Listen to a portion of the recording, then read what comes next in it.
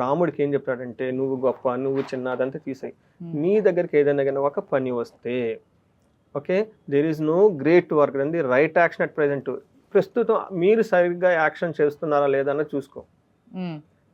మన ఇద్దరం కన్వర్జేషన్ అడుగుతుంది, నేను కరెక్ట్గా కన్వే చేస్తున్నానా మీకు రైట్ యాక్షన్, రైట్ మెసేజ్ మీకు ఇస్తున్నానా లేదన్నది ఇంపార్టెంట్.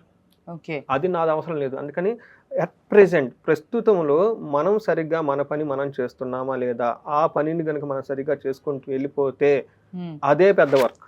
ఓకే, అలా వర్క్ చేసుకుంటూ వెళ్ళిపోతే అదే మనిషి అయిపోతుంది. నువ్వు చేసే పర్ఫెక్షన్ వచ్చేస్తుంది, గొప్ప వర్క్. అందుకని పెద్ద వర్క్, గొప్ప పని లేదు ప్రపంచంలో.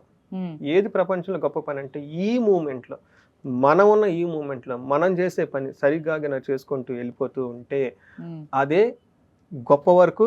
అలా గొప్ప వర్క్ గొప్ప వర్క్ అది. అలా మనం చేసుకుంటే గొప్ప వ్యక్తులు అయిపోతాం. ఈ ఒక్క ఓపెన్ స్టేట్మెంట్తో హోల్ బుక్ అంతా ఉంటుందండి.